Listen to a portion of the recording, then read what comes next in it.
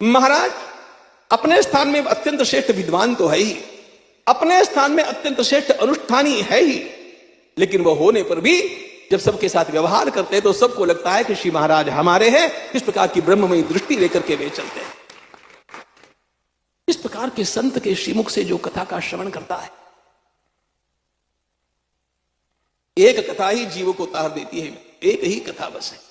बार बार कथा प्रभु का आस्वादन करने के लिए कितनी भी बार सुनते रहिएगा, लेकिन कथा एक ही बार ढंग से श्रवण कर ली तो वह तार देती है।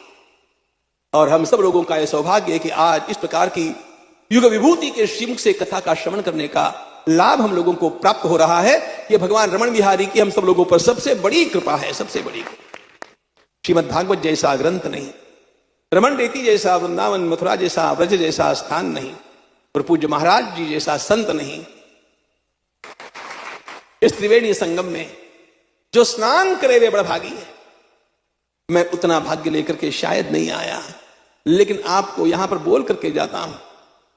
धन्य है हमारे वैदिक चैनल वाले, जिनके कारण इस कथा का मैं पूरा, यद्यपि आज नहीं लेकिन पूरा लाभ लेने ही वाला हूं, पूरा श्रवण में करने वाला हूं, क्योंकि दुर्लभतम अवसर है।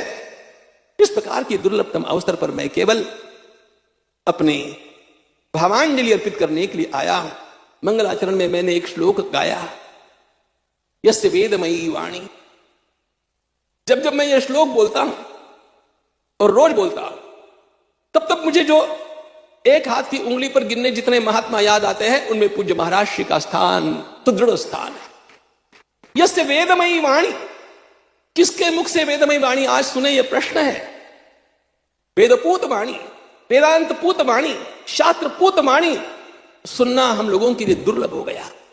यस्य वेदमयी वाणी। देखो श्रीमद् भागवत परमहंसों की संहिता है, पारमहंस्याम संहितायाम ऐसा इसका वर्णन किया गया। हंस कहते हैं हन गतौ, हंस की विशेषता उसकी चाल में है। परमहंस तो अत्यंत श्रेष्ठ, जिसके चाल की कोई उपमा ही नहीं हो सकती, वह परमहंस, वह श्रेष्ठ हंस।